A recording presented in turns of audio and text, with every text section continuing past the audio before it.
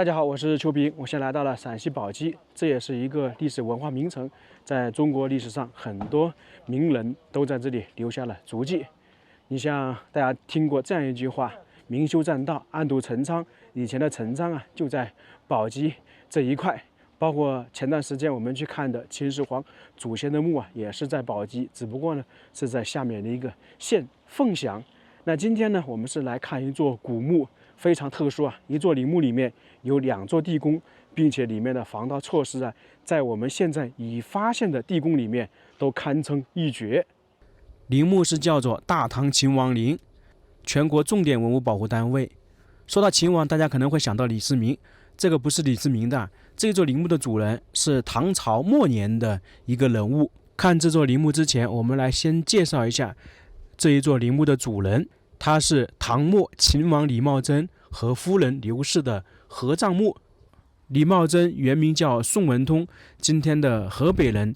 唐朝末年至5代时期著名的那种藩镇军阀，大家都知道，从安史之乱之后，唐朝控制能力就比较低了，在全国有很多藩镇割据，特别是到了唐僖宗时期，爆发了一个大规模的起义黄巢。当时呢，他们还攻入长安。这个李茂贞在平定黄巢起义的时候，立下了比较大的功劳。唐僖宗赐李姓名茂贞，在那个时期，封建社会皇帝赐姓荣耀是非常高的。从那个时期，他就改名叫李茂贞了。到了公元893年，李茂贞被唐昭宗封为秦王，这就是我们今天说的大唐秦王陵的来历。从而说，这个人跟李世民是没有任何关系的。已经来到景区里面了，第一眼看到的就是华表，这个在唐朝的陵墓是标配，我们也看到了很多。华表呢，也是象征封建王朝森严的等级制度，一般是安放在陵园前面或者是宫殿前面。在陵园前，主要是放在神道最前端，标志着踏过华表就正式的进入这个陵区。不过眼前看到的这一尊华表是新建的，这一尊华表是东边的，是原版的，高度达到3.2米，顶部的小宝珠缺失。一般华表的工艺外形基本都差不多，这个也是后面出土重新经过修复的，原版的是断掉了。华表过来就是神道了，我们看了很多陵墓都是如此。明显的可以看到，在这个神道两侧呢，有很多石像生，比我们看的一些帝陵的石像生还多。正常来讲，这是违规有僭越的。作为一个王，他怎么可以这样呢？这主要还是讲到当时的时代背景。唐朝末年，军阀混战，藩镇割据，特别是黄巢起义之后，唐王朝基本上是名存实亡。当时李茂贞作为一个节度使，他的地盘是越来越大，与唐王朝中央的矛盾越来越深。到了公元893年，大唐朝廷就派兵去攻打李茂贞，数次结果都失败了。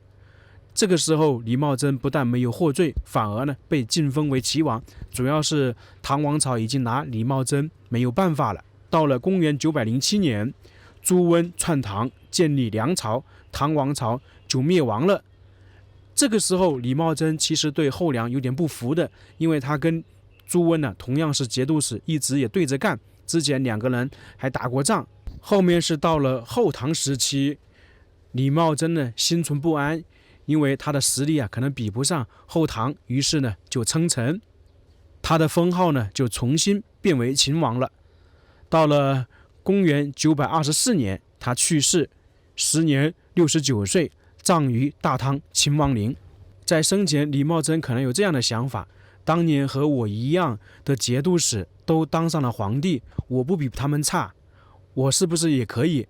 既然我生前不能作为皇帝，那么死后我的陵墓呢，要按照帝王陵墓来修。刚刚我们说了一下这座陵墓的来由，我们继续来看一下地面建筑。这2边的石像生比较特殊我们在其他陵墓看的石像生有马、狮子、狮羊等等，而这一块呢，它里面确实有老虎、有牛、有猪，这个是非常少见的，特别是牛和猪，在其他陵墓基本是没有。这里的整体石像相比唐王朝的那些石像还是差一点点，毕竟它当时只是一个藩镇割据，财力没那么雄厚。那过来就是控马人、藏马人，这个在乾陵包括唐王朝一些能够看得见。那这里的石像生，我估计呢，它也是参考了唐王朝那些帝陵来建造、来设计的。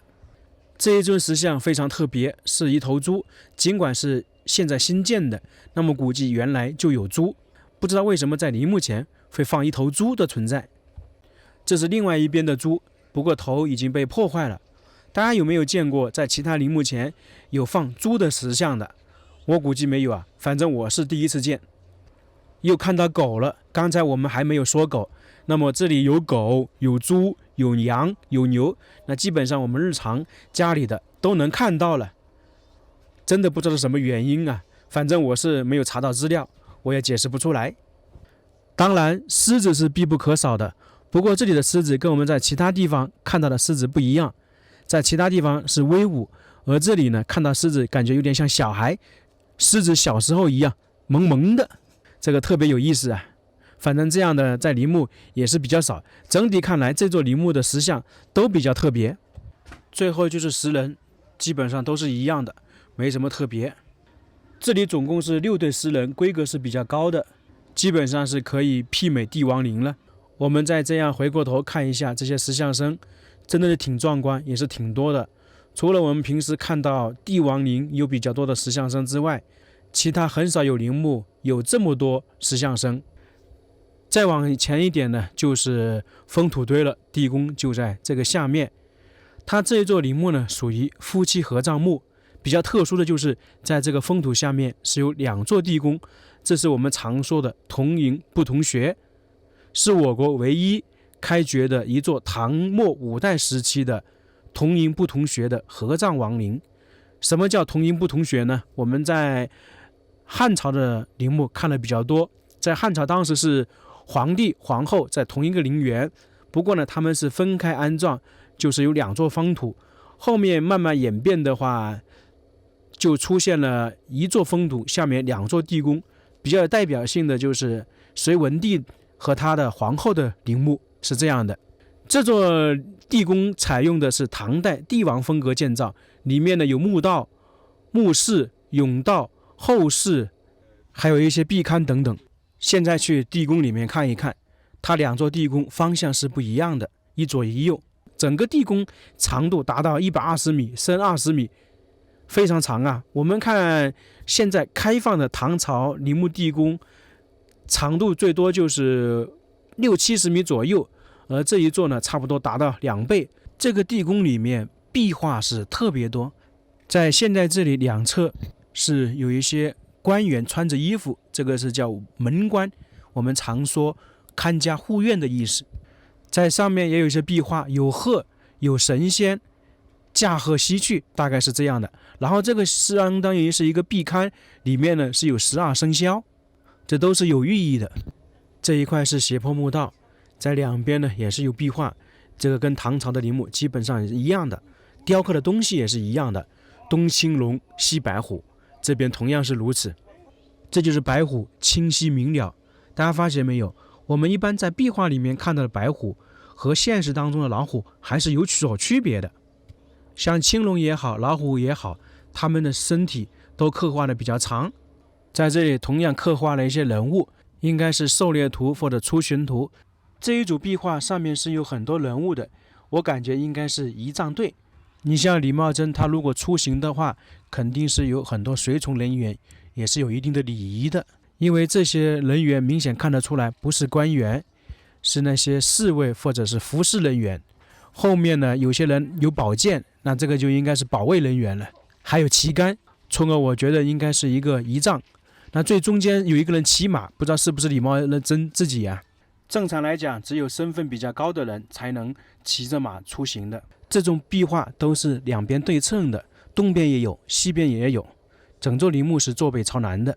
这些壁画对研究晚唐以及5代十国时期的陵墓规制、陵墓制度有着很大的研究意义，甚至说对研究晚唐时期的社会生活也是有着很大的意义的。在墓道两侧还有很多壁龛，也称之为耳室，里面放的应该是一些随葬品、唐三彩以及陶俑等等。继续沿着墓道前行，又能看到一些壁画，这些应该算是仕女图伺候主人的。因为李茂贞在生前作为一个节度使，后面呢成为一个王，那么地位很高，有很多人伺候。生前有什么地位，他死后呢同样也是需要这些。于是呢就在地宫里面有出行的，有伺候的，这个在陵墓是非常常见的。世事如是生嘛，这些侍女的发型发饰感觉是不是比较奇怪，没有统一？按照我们现在来讲，可能就是非主流，在那个时候可不是啊，当时非常有可能是比较盛行的。另外一点呢，我们看这些仕女图，感觉啊，她们并不是很胖。大家都说唐朝是以胖为美，那么可能是唐朝中期以前，而到了晚唐时期呢，审美观念已经有所改变了。还有一点呢，我们可以看到这些侍女啊，都是樱桃小嘴，这个就跟我们现在看很多日本的影视剧有点相似。那其实呢，并不是我们学习日本，而是日本学习我们。因为唐朝是当时世界上最强大、最兴盛的国家，周边呢都会来向唐朝学习，日本也不例外。你像日本学习了服装、技术、建筑等等，各式各样的都学。所以大家要了解一点，这个地宫里面女子的壁画是最多的，应该占了80%左右。你像我们现在看到的墓道两侧，基本都是女子的壁画，包括后面的甬道以及墓室都差不多。我查了一下，整个这个墓道的壁画应该是向我们展示唐朝末年王公出行的流程。墓道已经走完了，现在已经来到了甬道，在这中间呢是有一道木门，当年应该是关闭的。在甬道这里比较有看头的是，这里有2尊塑像，非常特殊特别。这个就是镇墓兽人面独角兽。镇墓兽呢，在我国古代墓葬中一种常见的怪兽，有兽面、人面、鹿角，是为震慑鬼魂、保护死者亡灵不受侵扰而设置的一种冥器。我们经常说的人面兽身，就是镇墓兽的一种展现形式。这里的镇墓兽一种是人面独角，这一尊呢应该是狮面鹿角，看起来是不是有点恐怖啊？镇墓兽最早见于战国时期的楚墓，流行于魏晋至隋唐时期，5代以后就逐渐消失了。这一块就是地宫正式的大门，跟我们在看明清的是不是有点类似？上面是重新修缮的，下面那些砖是原版的，整个地宫的构造就是石头和砖一起组合而成。过了这个大门就是前甬道，在这里我们得说一下，大门也是一道分界线。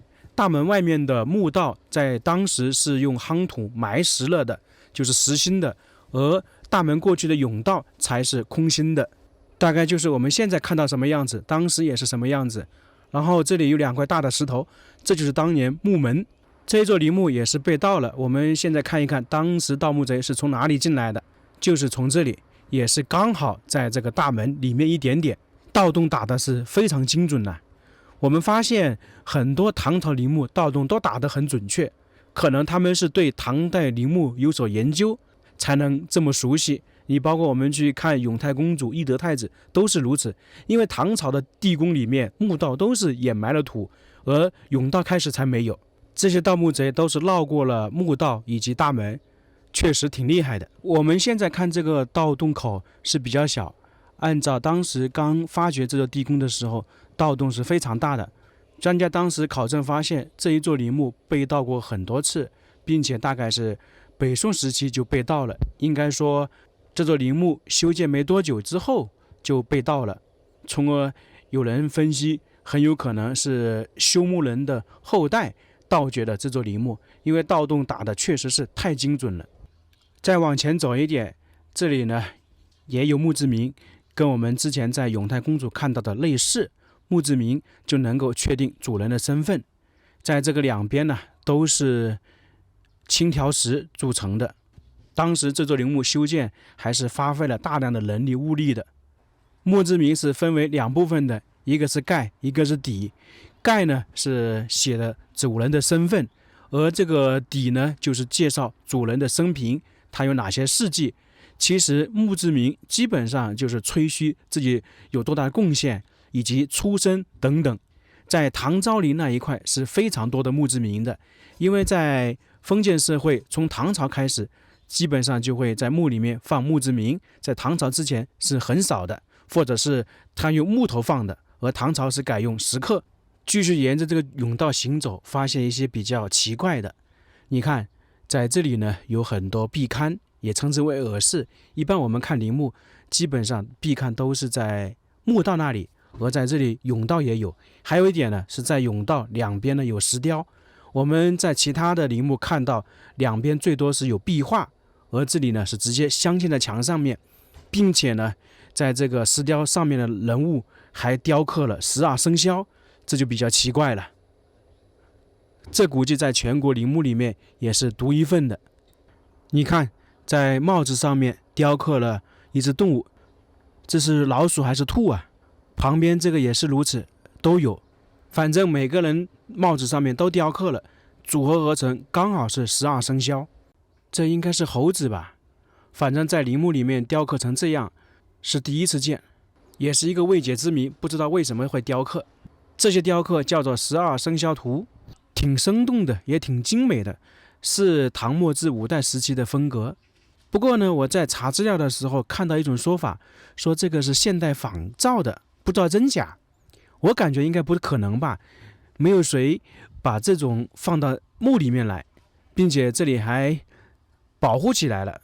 不过这个色彩确实挺鲜艳的，1000多年的历史能够保存这么好，也是很难得。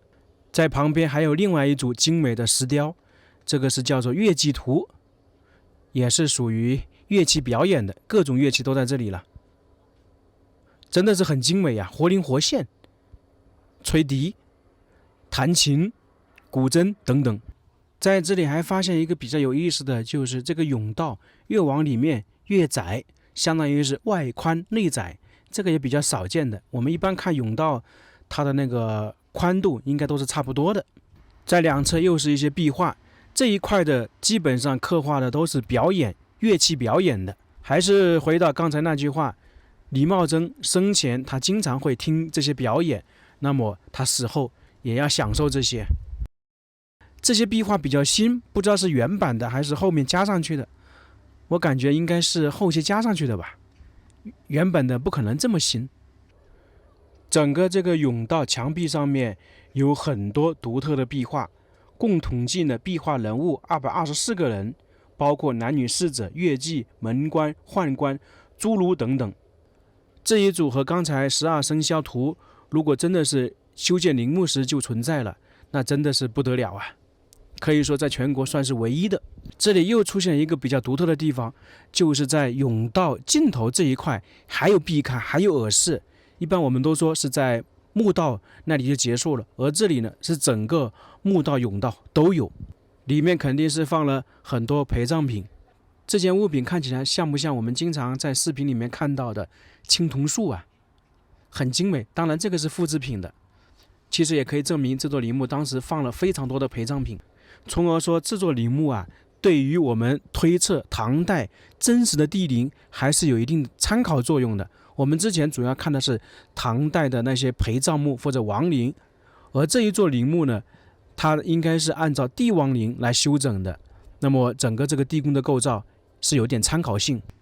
再往前走一点呢，就是墓室了，棺椁就在那一个位置，也是这一座地宫里面最核心的位置。已经来到了墓室了，这就是棺椁，这个跟乾陵陪葬墓很相像啊。我猜想是不是唐朝陵墓的棺椁都是这种啊？这种应该称呼为蓝田墨玉。反正我们现在看到唐朝陵墓里面的棺椁都是这种形状，都是这种形式。在上面呢也雕刻了很多东西。这边是棺椁的正面，你看这就是窗户了，有窗户就必定有门，在旁边门上面还雕刻了2位女子。我们在其他地方说门神，而这里雕刻女子主要就是在封建社会，你像这个皇帝或者是一个王，他在睡觉的时候是有人服侍的，站在门口，那么在死后他同样也想这种方式。这是棺椁的上部，也是由石头拼接而成。在当时考古的时候，发现上面是打开的，里面的宝物被盗墓贼拿走了，只留下骸骨和一把宝剑。墓室的结构跟我们之前看的差不多，天圆地方，上面呢也可以说是穹窿顶，这里呢是用砖块垒砌而成，总共是45层。当时盗墓贼他就没有选择从这个地方进入，假设的话，他从这里进入的话，弄掉砖可能马上就塌下来了，进而更一步佐证明当年盗墓贼可能有点熟悉地宫的构造。再仔细看看地宫里面的墙壁，也是有很多壁画，这些看起来应该是后面加上去的，原本不知道是不是这个样子。在这个地宫里面有一尊塑像，这个是原版的，已经有1000多年的历史，据说是李茂贞的真容像，按照他40岁左右时期铸造的。在这个塑像后面呢，就是玄武。我们说东青龙，西白虎，南朱雀，北玄武，他这尊塑像刚好是正北方向。在地宫里面放置自己的塑像是很少见的，也是一个未解之谜。那这一座地宫就看完了，我们现在去看一看它旁边夫人的地宫，那个也是非常有特色。这边就是夫人地宫的墓道，两边呢也有壁画，大体上是跟她丈夫的差不多，不过有一幅比较特殊啊，就是这幅巨型壁画，上面的图叫做驾鹤云游，描绘了夫人驾凤凰侍女骑仙鹤结伴神游西方极乐世界的场景，这种也是比较少见的。我们现在看到的是墓道的尽头，这栋建筑是整个地宫里面最具有特色的，也是中国现在发现地宫里面可以说是独一无二的，它叫做端楼，高度是8米，宽4米，用青砖反木建造的地下飞檐古建端楼。明显的可以看得出来，此栋建筑保存完好，气势恢宏，为全国罕有，世界罕有。它也可以称之是地宫的大门，也是地宫的防盗措施。我们在地上山西看到这样的古建筑不稀奇，而在地下看到的就极少了。这个端楼是全国目前最大的地下古建筑。这个建筑叫做门，也叫楼，有楼那肯定是有门有殿的。你像明显的可以看得出来，在顶部屋檐下面是有3开间的大门，并且呢门上面还有门钉，在门那里可以看到有柱子，那么下面还有栏杆，仿佛呢门跟栏杆之间是有一条走廊的。端门的最下面这些石头，大家看起来是不是杂乱无章，就这样堆积起来的？其实这个就是一种防盗措施。如果在当年盗墓贼假如说把其中的一块石头拿掉，那么整个端楼就会倒塌下来。因为整个这个端楼的承重不是靠两边的砖，它是靠下面这个石头的，整个重心都是压在这个石头上面，全部是这样累积起来的。所以说你只要抽掉任何一块，包括上面的砖，很有可能整个端楼都会倒塌了。那么当时建的这个端楼，它的作用就是防止盗墓贼进来。在封建社会那个时期，墓主人肯定是不希望自己的陵墓受到打扰，以及呢受到盗掘，所以说他就弄了一些防盗措施。不过非常可惜的就是，这么严密的防盗措施，陵墓还是被盗了。整个这个端门建造的是非常气派，非常有意思，也非常具有艺术价值。我们刚刚看的顶部以及下面，其实在左右两侧也有非常精美的雕刻，在那里能够看到明显有窗户，在窗户那里有造型逼真的宫女开门迎客，宫女闭门送客，这个看得非常清楚。到这里我发现一点，这一座夫人的地宫应该是比李茂贞地宫更精美，投入也更大。刚刚那个端门就是木门，进不去，然后就从旁边重新开了一条通道，绕到地宫里面去。现在算是来到了地宫里面了，前方就是我们刚才看的端门的后面，明显的看得出来都是不规整的石头放在这里。这个就我们经常说，你如果全部按照规整堆积起来，抽掉一块可能不倒塌，如果是不规整的，你拿掉一块就很容易倒塌了，就是为了防盗的。不过在封建社会，你再厉害的防盗手段也挡不住盗墓贼。这一座地宫呢，也是被盗了很多次，也是有非常多的雕刻，很精美。这一组砖雕应该是比翼双飞，形容他们夫妻感情很好。按照资料记载，确实是如此。在这个甬道，同样是有很多砖雕的，这些叫做哀乐图，就是这些表演的人员脸上充满了哀伤。在这里有一个未解之谜，就是这些砖雕我们可以看到缺失了很多。这个按照考古发现，这些缺失的是建造的时候就没有了，这也是一个未解之谜，不知道为什么会缺失。这里还有一个未解之谜，是甬道下面的砖块全部是有花纹，有一种说法是黄华的，但是我觉得不太可能，具体是做什么用，表达什么，到现在好像也没有确切的说法。再往里面走，就来到了棺椁所在地了。这个棺椁跟我们刚才差不多，只是说稍微小一点点。在这个地宫里面比较有意思的就是顶部的穹窿顶，它是由青砖逐层内收砌成，墓室下边呢是八边柱形，这个也比较少见了。我们看唐朝的陵墓，墓室一般是正方形或者是长方形，包括明清的也是，而这里呢是八边柱形，每边长 1.6 米，墓室高 5.65 米，是依照古代的八卦图行列排列。在顶部我们看到有一个洞穴，这个就是盗洞，当时盗墓贼是通过这个盗洞进入到这个地宫里面的。李茂贞的地宫，它是从门那里的盗洞进来，而这里呢就是有点不一样，盗墓贼打盗洞打得非常准确啊，端门进不来，我就从这里进来。如果是从穹窿顶最顶部那里进来的话，就会倒塌，他刚好选择侧边。整体来讲，这个夫人地宫应该说是比李茂贞的地宫豪华，陪葬品也更多，雕刻也更好，更精美。在这里呢，也可以证明他们夫妻感情非常好。在古代，原配的地位完全是不一样的，已经从地宫里面出来了。现在我们看到它这座陵墓地宫封土是比较高的，其实原本以前大概只有2米高，我们现在看到的是后期添加上去的。在这个陵墓里面还有一个比较特殊的，就是我们现在看到这个地方，它这里叫做地面天象图，那个中间有个凸起来的就是盗洞，现在是作为排风口。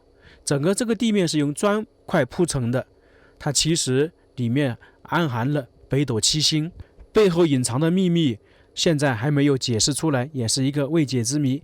2座地宫我们都差不多看完了，从整座陵墓地面建筑也好，地宫建筑也好，其实明显的可以看得出来，当时李茂贞他确实是有想当皇帝的想法，只是说由于局势、他自己能力等各方面造成他没有当成皇帝。不过他可能不甘心，最终呢修建的陵墓弄成帝王规格、帝王形式的，这种陵墓在中国历史上也是比较少见的，特别是地宫里面有很多未解之谜呀。2座地宫内部建造设计都是非常巧妙的，因为本身现在能够进入参观的帝王陵、地宫都比较少，那这一座呢也算是一个比较有代表性的。非常可惜的就是被盗了，不过如果没有被盗，我们可能也参观不了这个地宫。那这个视频我们就到这里了，非常感谢大家，我们下个视频再见。